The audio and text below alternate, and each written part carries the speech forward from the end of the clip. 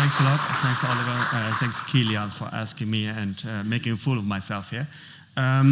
So I was asked to give a speech about building consortia, and then I titled it "The Good, the Bad, and the Ugly on Blockchain." The idea is a little bit, I will give you a view where I think the good, the bad, and the ugly is. I will try to give you kind of the areas where we do prototypes in the 4 areas of blockchain, which is capital markets, trade finance, identity, and programmable currency. And then, depending on what you like to talk about, we can talk about what's the future frameworks in blockchain and machine-to-machine economy, what's the future of banking, or what, in my opinion, the ECB will do or what it should do. But let's see where it takes us from here. So again, as Oliver said, my name is Michael Spitz. I run the R&D division of Commerzbank Group. We basically do invest in startups very early on, 250,000 to 2 million, and then 2 million to 20 million for minority stakes. We have made a total of 32 investments now out of 3,000 different fintechs. But today I'm going to talk about predominantly blockchain. What is the good about the blockchain? So I think in a way, and we discussed it in various areas earlier today, I do not like the term blockchain because everyone has a preconception about it and tries to identify something in that. But I think in a way, the encryption part is something very, very important. So some of the stuff goes back to the 1960s when we look at Myrtle trees, when we look at certain areas about how we can do Byzantine models. So I think the encryption part, in particular when you're talking how do we deal with data, is very, very important and very good. Having the possibility of a distributed network with no central authority can also be very much in the idea as we live in Europe. Because what it was clear to me over the past couple of years, I've been now dealing with blockchain for the past 5 years, is in America, everything is pretty much driven by corporations. In Asia, in particular in China, everything is driven centrally by a state. But the concept in Europe is pretty much a distributed one. So the technology is actually quite good for the way that we as individuals, as people, pretend to live in Europe. But then I also think, and this is for me the real fascinating part, is the machine-to-machine economy, and both Dr. Bolle and said before, how important that is. And ultimately, I believe that's the only real reason we look at distributed technology. That may sound strange from a banker coming there because we have all these various use cases, and trust me, with my team, we looked at, I have only 22 developers in that area, which a bank thinks is quite a lot. We did 127 use cases, and probably only 40 require blockchain. So we have quite a lot of blockchain cases where no one needs. In particular, my favorite example is always loans. So whoever does, I hope no one from a Landesbank is here, no one needs Schuldschein. Because in Schuldscheindarlehen, the borrower and the lender should always know each other. So why introduce a concept of blockchain? But when it comes to machine, in particular with the areas of AI, machine learning, if the machine is in a position to change certain data of information, I want to make sure that there is a technology underlying that we can control, and we can ultimately kind of identify if there was a change. And with the growing need for machine-to-machine, of course, there comes also payment. I'm going to talk about this in a second, because, as I said last week when we had another publication on programmable euros, I said we as banks or as society should not kind of have the illusion that corporations in the automotive industry try to get to level 4 self-driving autonomous cars, removing the driver, and then we insert on the passenger seat someone for the payment. This is not going to happen. But so this is the good, and I really believe that's the good. What's the bad? I think overall we still have a missing comprehension. We still have, the real understanding. We are getting better, and it's also getting from an expert community to a much wider, and including in particular, and may I stress this point, politicians. And over the past 2 years, I've been totally fascinated and amazed how our regulator, whether it's the BaFin, the Bundesbank, and the ECB, have actually beefed up their capacity. They've basically, each of them has at least 5 people to try to understand what the implications are of DLT, blockchain, and what are the consequences. Nevertheless, we still have a lack of trust. And I may qualify that a little bit on the technology because recent discussion I had with the Bundesbank in particular, I only started to realize that when I come and say, you have to change this now, and they're going to say, yes, come back in a month or so. The point is that some of these organizations are really taking it from a more holistic point of view and not just from a DLT point of view. That's why later on I will also talk about the importance of hybrid systems. We will have a lot of systems that will not run on blockchain. That's just the reality. We crypto people may not like this, but this is just the fact of life. And similarly, the ECB will just say it, I have to look, whatever change I make to the system, I cannot just make it for DLT. It has to be in line with some of the other areas that we also do. i.e., if I, for instance, introduce, let's say, who should have access to a payment token or a programmable euro, they say, as a matter of principle, I will only allow banks to have access. I will not allow corporations, I will not allow insurance companies, I will not allow the general public to have access to central bank money.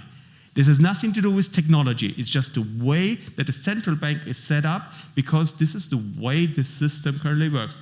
Now we may challenge that going forward if technology changes and there may be other rules. So in terms of where are we heading with the programmable euro, there will be at some stage a central bank issued currency that will be accessible to financial institutions, and they will have to come up with solutions for corporate clients and for retail clients.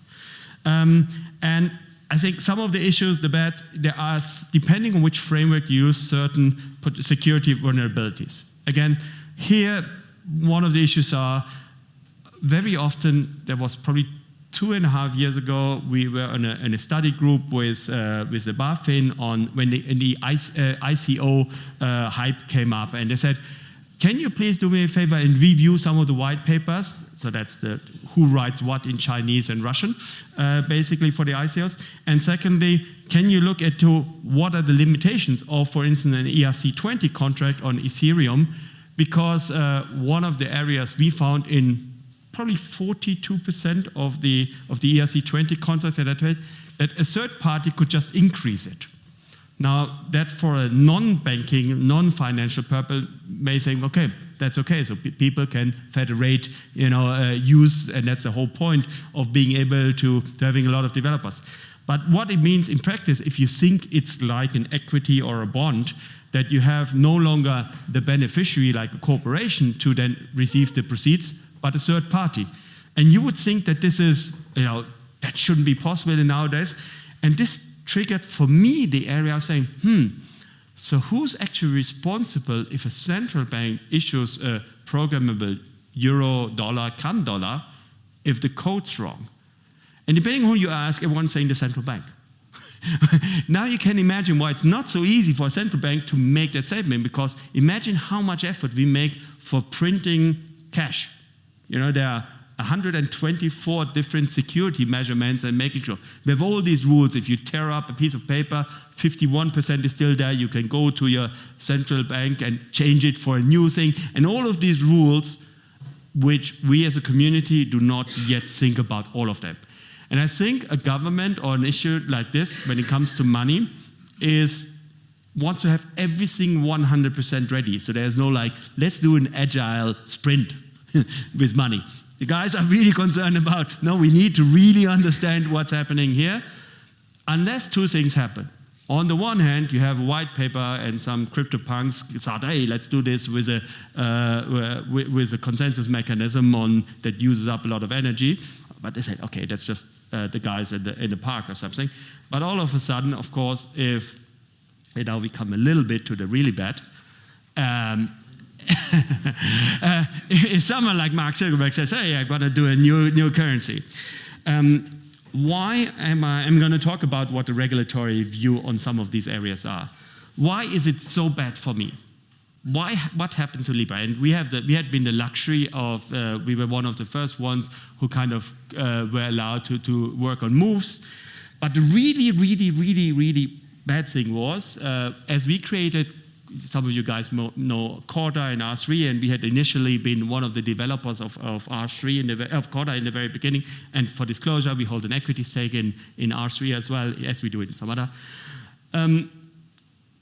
Basically, these guys around the Libra Association and also Facebook made in September last year quite significant offers to most of the cryptographers that worked for us or worked for R3.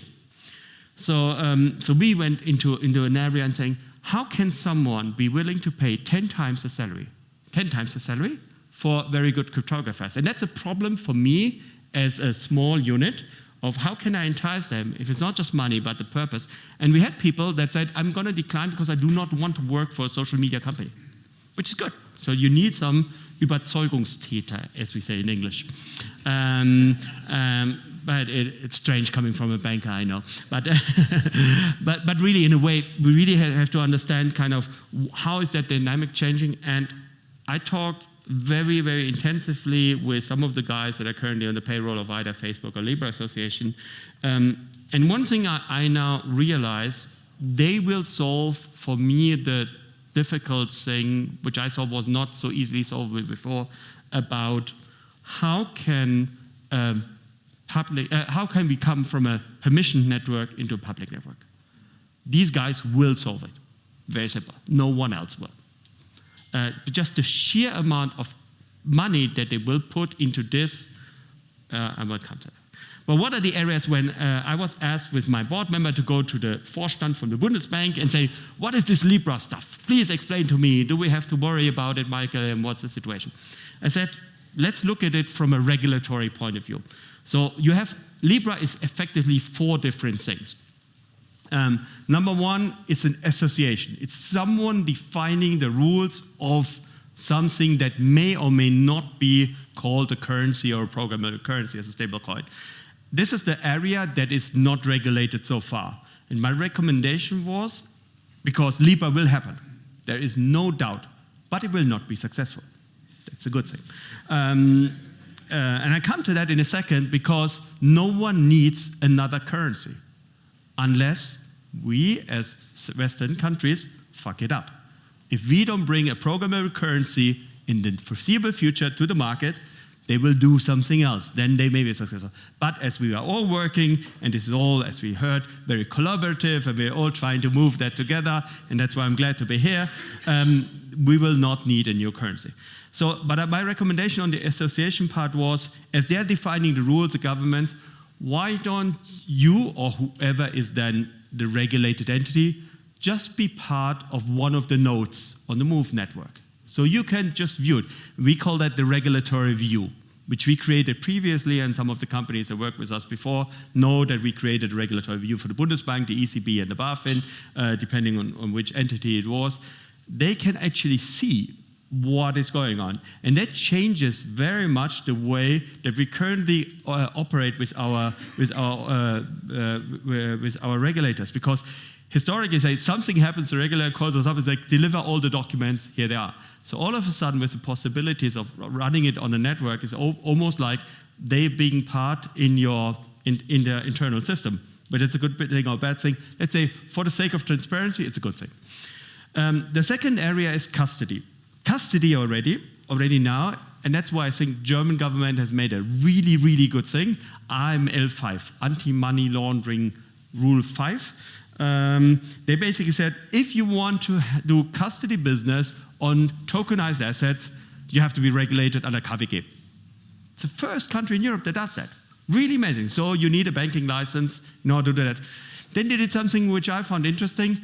If you are already a bank, and it's not a tokenized asset that you're currently holding, you can actually not apply for the custody service. So I said, okay, so basically if a client of Commerzbank wants to hold something like Libra, I cannot provide a custody service. So according to the law, no. According to the Ministry of Finance and Justizministerium, oh, you're right, Michael. Let's wait for that. So that's one of the reasons why also Bundesrat did not pass that law yet. Because they said, oh, that doesn't make sense. But the point was originally, we shouldn't mingle, and that comes back to my misunderstanding in the beginning, we shouldn't mingle the existing legacy systems, someone holds a deposit, someone holds securities, and so on and so forth, with the new crypto unknowns. That was the reason. But custody business, Germany, you have to get a KWG license, that's it. FX. In order to exchange euros or fiat currency for Libra, this is an exchange business. It's regulated. It's also regulated. So, Haken dran. And lastly, the asset management reserve. It's also regulated. So, if you're basically managing money for a third party, which the Libra Association will be doing their reserves, regulated. Now, there were discussion about will they become so relevant, and we made one calculation together with the, I do apologize in that sense, Frankfurt School about what's the magnitude, and it could end up like being number 4, number 5 asset manager in the world. So put it in kind of just slightly below PIMCO, but certainly above some of the others. But then again, what are the situations with interest rate? Currently they're negative, but no one has defined whether Libra carries interest rate or not. So that's a totally different discussion. And I will just quickly now do my marketing, what we've done, and then we can talk about all the other stuff for the remaining 8 minutes. So capital markets, we've done new issues with some of you, HQLX, which is quite interesting, Deutsche Börse repo transaction, and we invested also. And what's quite interesting, so for the technology guys, we always write technology readiness level, so I would say blockchain is already ready. So I'm basically, as of next year, we will give away, as mining incubator, blockchain to the bank. Because no longer an emerging technology, it's there. Because we will be replacing HQLX, we will bring live this year. So customers that will trade with us securities will be using blockchain. They will not know. Customers that will use with us trade finance in terms of blockchain-based platform Marco Polo, we will bring live. We will not run the nodes on their behalf, but we will bring it live. We've done many cases, and depending where we go, the first interesting I think when we did Batavia on the top left, had IBM coming in there with 3 lawyers and no technicians in it to start with. And said because they negotiate with me about IP rights. And it was really amazing because we had a law firm, I think it was Norton Rose, writing 700-page documentation under English law, and we couldn't start developing because it was only pre-discussing things. And after a year and a half, we stopped. We just wasted 50% of all of our effort on legal fees without and having developed very, very little and learning, moving from Hyperledger Fabric 0.6 to 1.0, and then finding out that it's not really the way we want to go. We do work quite intensively with Fraunhofer Institute. We created, as the first bank, a Trade Finance Enterprise Lab. How financial supply chains will be there in 2025, not just DLT, but also machine learning, potentially AI, but also quantum computer in that also. So trying to work with some of your companies in that sense. The biggest issue for me at the moment is really identity. We are invested in a company called Autada from the University of Darmstadt, a spin-out, which is a new function in Germany. That's for everyone that's outside Germany, that's not new, but you can basically just take your German identity card, put it on the back of an iOS or an Android device, and read the data.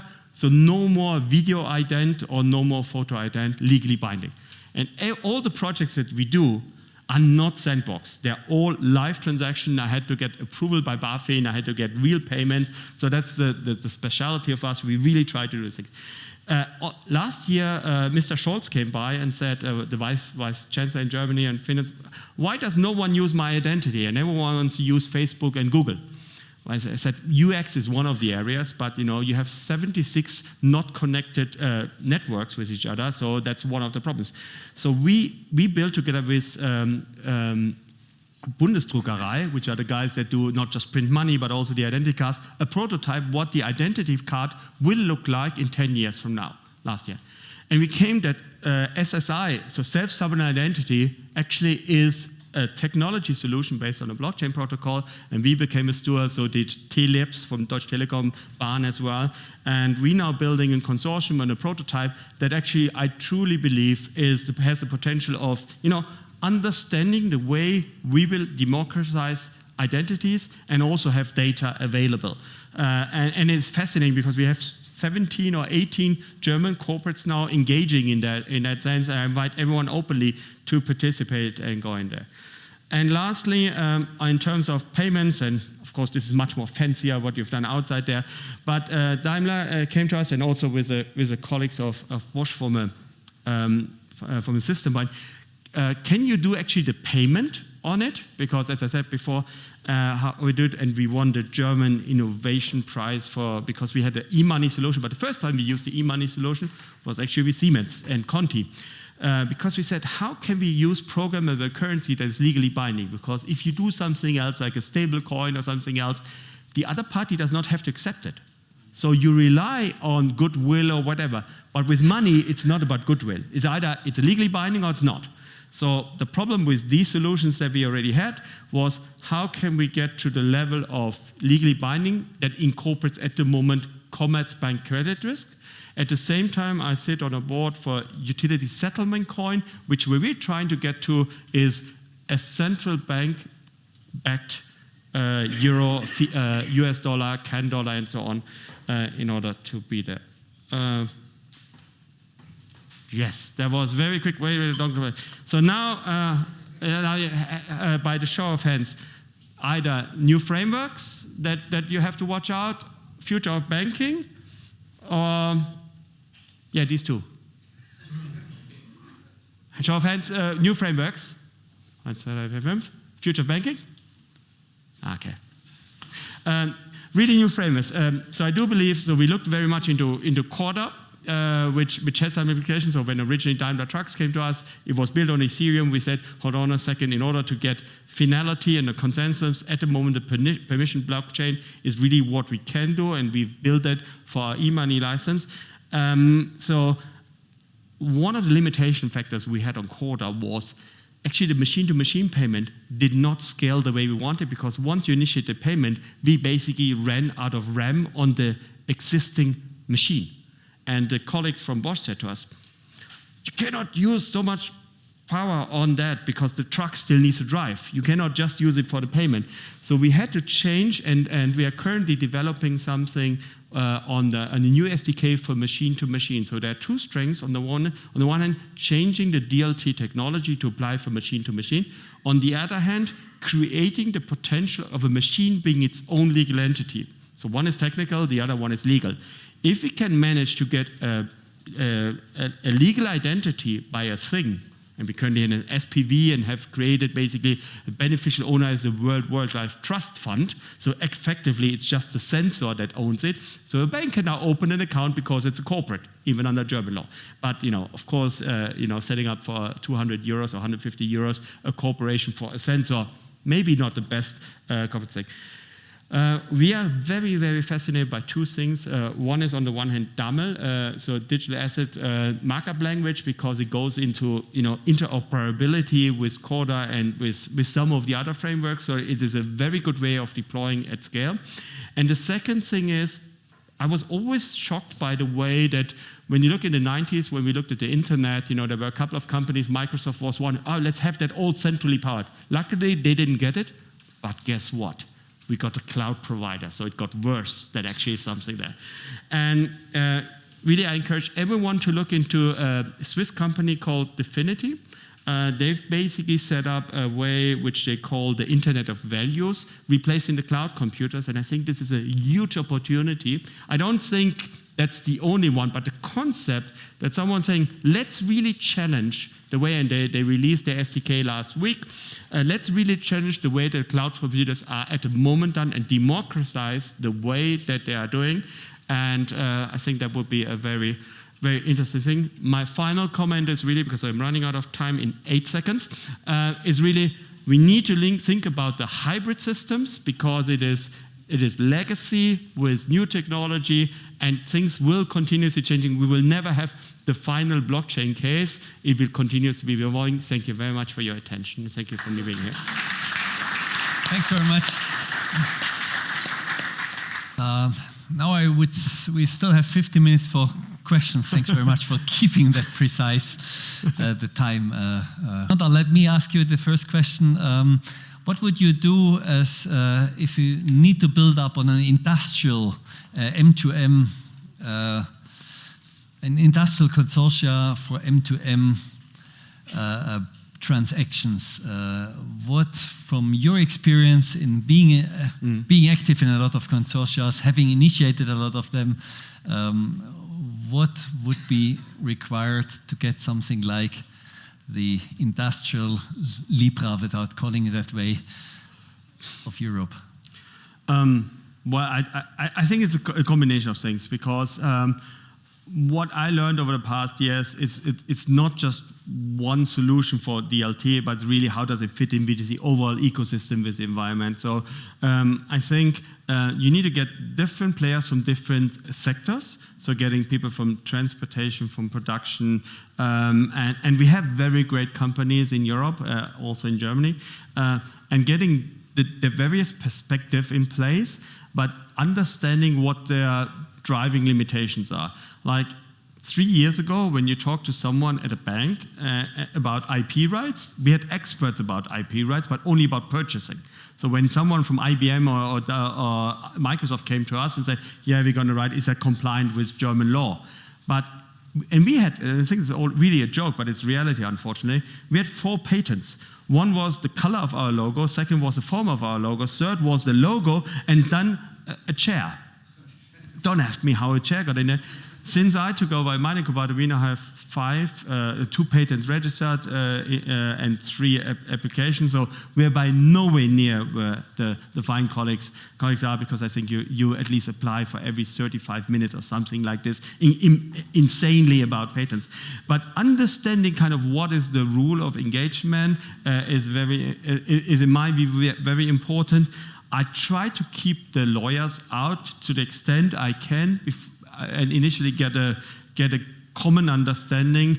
And in a way, we are gradually moving to a better collaborative side over the past years. I mean, 20 years ago when I started in the industry, there was no way I would do a deal together with Deutsche or with ING or so. And nowadays, it's very, very much a collaborative talk. Thanks. Open up. Thank you for the great insight. You mentioned a few projects. 2 of them I would love to hear more about. The first one is the self-sovereign identity. And you mentioned there are 17 corporates who are part of this. And what do you see as the main obstacle to make this scale, and what are the perceptions from these corporates? And do you think that personally SSI will scale in our society in the future? So that's the first set of questions.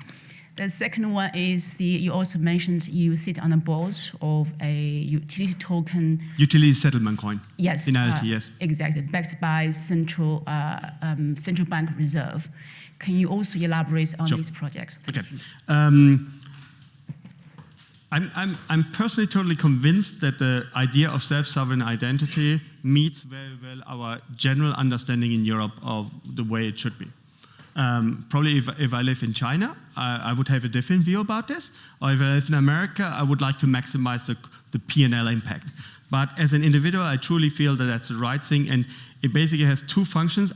On the one hand, identity, whether for things or for people, and this will allow for people then to own the data and to share the data as they see fit. And I was amazed last Thursday.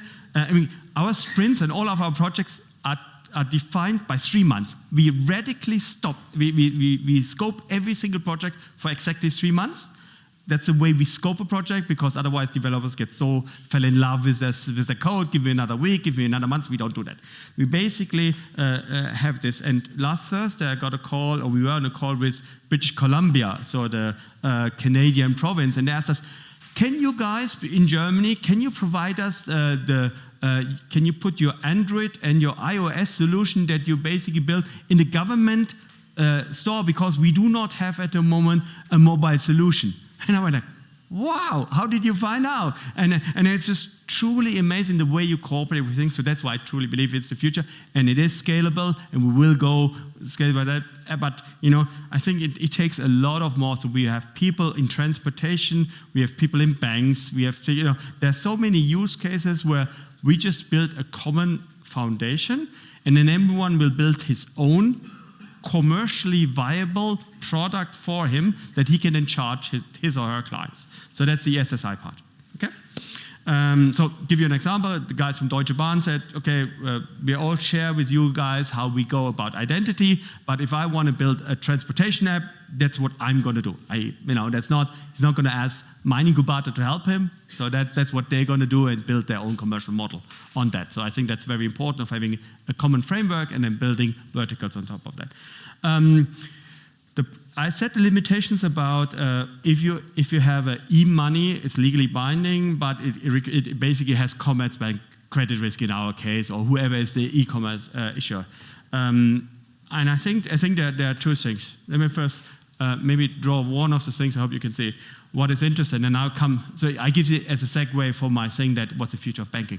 I think what's interesting in a corporation, so this is the corp, you have let's call it the technical, like the really production unit, and then you have the treasury unit.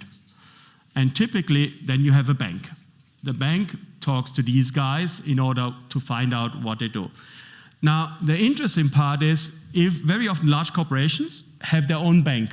So they say, if I have my own bank and if I can use DLT, I can basically get rid of this. That's the point. So it's very, very easy. The point, what we've been doing over the past couple of years, and I know that some of you guys are from the treasury departments, we've basically increasingly been talking to these guys. And when you talk to these guys, say, I don't know why I have this treasury division, if you can solve all of my problems. So in their case, they want to get rid of this. So I think that's an interesting discussion at the moment going on. So just be aware kind of which area you're heading and which part department is. That's why I told all of my relationship managers, start talking to the production guys. Ignore the treasury guys. I do apologize, I know. But that's just kind of the concept. I come to USC, don't worry, but I need to get my stories together. On the on the retail side, I think it's quite interesting. So you have Anna here, and then you have an identity provider in here. And the identity provider is not regulated under German law or under European law, because running the identity is kind of what they do. Then they create something, what they call wallet, for whatever reason. They don't call it Konto or whatever, they call it wallet. Because ultimately, if you look at paragraph 1, section 1 KWG, German Kreditwesengesetz, there are all of these services, and the future will be that if Anna wants to wire money to Bob, they will go, okay, I just want to wire money. And the problem now is, and we've already given up as a bank, I cannot say that officially. No, I think banks will not become platform providers, let's put it that way. We will be competing with the guys of Stripe, PayPal, and Koba in terms of just doing exactly one transaction only. That becomes very difficult as a concept. But these guys will take a share out of that. And that was the whole economic idea of combining identity with a wallet. Then they called it Waage, or in English, Libra. So that was the economic idea why you would do that. So I said to everyone, warning, do not mix identity with payments, because then game over. Very simple. USC.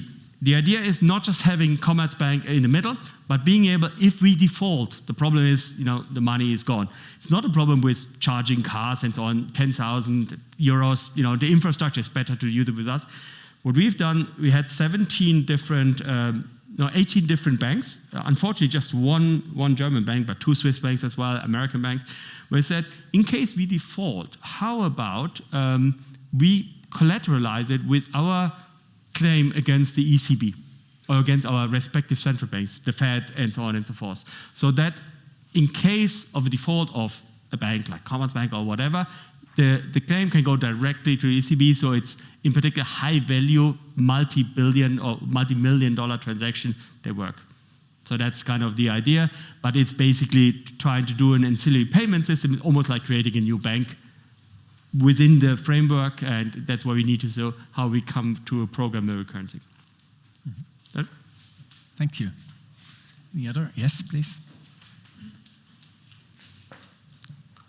Okay, thank you very much. You already answered my first question regarding future banking. I take it away, otherwise he takes a picture. Yeah. Now, since I was a banker myself in the 90s, worked for JP Morgan in Frankfurt a few years, I'm very interested, what is your take on how does the technology and banking go on in the future when we take the mobility sector, for example? The cars, as when you look at the scalability effect here, millions of cars worldwide need to pay somehow, need to do that transaction on a digital currency layer or something. I do not see solutions today which will be available for having solved that challenge that we see. What's your take as a bank and background, looking into the digitalization here, how could that be solved? Okay. Very good question. I try to answer, but I'm not sure if it's to your satisfaction. I do believe that we will have a legal identity of a thing. So there are a couple of things happening. On the one hand, as we also deal with some other technologies, I do believe there will be digital twins, not only that, but there will be digital assistants, not in the way of Siri or smartphone, but physically connected to the synapses of your brain. When you look at neural links and these kind of developments, again, I'm not giving you a timeline, but I'm saying this is kind of where it's happening. Similarly, you will be able to have an identity of a thing without owning it. So the question is for a bank, very simple. Can you open an account for a thing? Yes, you can if it complies with either existing rules or new rules. But that will drive very much, as we did. You always have to go back. What we've done with E-Geld-Lizenz, we basically preloaded what we did before with the EC-Karte, preloading money on the chip that you used to pay for small value items like 1 or 2 euros at the bakery. This is the same thing we've done, we just called it, we put it on the wallet. So effectively, the smart contract or the thing, the sensor, based on data, can transact autonomously itself. So I think this is the way the future is going. Nevertheless, the banks will also say, I have to wait until someone makes up that legal framework. And what we as an R&D division are saying, let's see to push our boundaries from the technology side, from a legal point of view, and from an application, because only if it makes value added. And everyone says, well, hold on a second, how are you going to deal with the liabilities? You're dealing with the same problems already now with the GmbH, UG. They also have limited liabilities. But I think these are what we are developing now with larger corporations, just as yourself. These will be devices that will be used at some stage at a home, at smart homes in whatever form. So I think the identity will be the key driver, and then there's a question how a bank will provide certain services. They may be in an advisory form, they may be in a transactional form, or they may be in our case, we were running the nodes. Is that a service that bank will do in the future? Maybe, because we are a very trusted partner and we were running the nodes on behalf of the clients. Now, if we do it more efficient than others, yes, but maybe we don't. Mm-hmm. Thank you. Any other?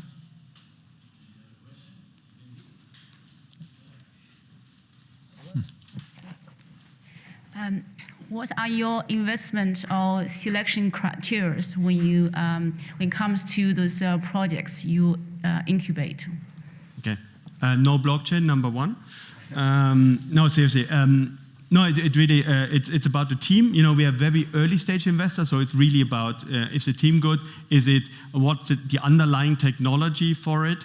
And can we on the early stage?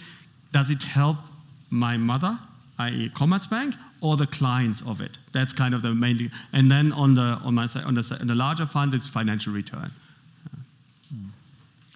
Legal entity, do you think that is, what is the time horizon when robots or autonomous systems could become a legal entity? Okay. 500 years ago, it was an imagination of the people that we created governments and corporations, because ultimately we only have individuals. I think with the need of programmable currency and the need about how do we deal with things, the liability question will have to be readdressed and readjusted. And if we as a society come to the conclusion that we can basically agree that a code, if it's executed properly, it's just everyone accepts that risk, then I think we can come very easily to a conclusion. If we still remain in the old dogmatic world about, we need to have someone who's accountable and it needs to be a large corporation because otherwise the individuals can never fund, then it will take longer than 1 decade. Yes, Monica?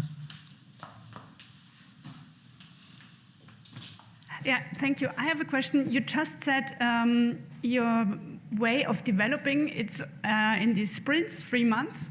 It's great time to develop something. How do you manage the first POC developing to really become a product out of it? Because I think the beginning is always great fun, a lot of great ideas, but making then a product out of it, it's, at least my experience, it's a tedious work, and it's, do you have some experience on that? Yes, quite a lot, and that's why I stick to the fun part. So I only do the fun part, the first 3 months. No, but I think as we are experiencing now, it took me like from the initial starts of HQLAX or on the Trader X, we basically said, okay, what does it now need to scale and where do we need to replace it? And my biggest worry when we talked about this, is it actually commercially viable? Because I said, we have an existing system on trade finance at the moment. How much do we charge a client? All of a sudden, all these different service providers says, oh, you need to run an enterprise node, you need to cost this, and so on and so on. I said, hold on a second, this is like 8 times as expensive as now. Maybe the banks, and this is another finding, are not charging properly. Not charging properly, I say, there are certain services that we don't charge, but are embedded. So in the transaction that we did with Conti, you did the AML, the KYC, and so on and so forth, and everyone said that was a terrible experience. Let the bank do that going forward again. But what I'm saying is, it is a case by case, and very often when we discuss, there's no case for blockchain. I think these are some of the findings. I think we are probably one of the first ones at the moment of bringing live DLT at scale with HQLAX, USC, and also trade finance. And we are not brave enough to run the nodes ourselves, so we rely on the platform to run it initially before we actually take it to the next level, because we want to make, with me it's just maybe 5-10 clients. When Commerzbank we switch it live, it's like 12 million going into the system, so let's see how that works. So that's another thing how we can test it, and we still need a backup system. But one thing's for sure, I only have 6 months or so, and we will switch off the legacy system in that one area without running the nodes for the clients. But ask me in 6 months, 7 months. Thumbs up. Thanks very much for Mike Spitz.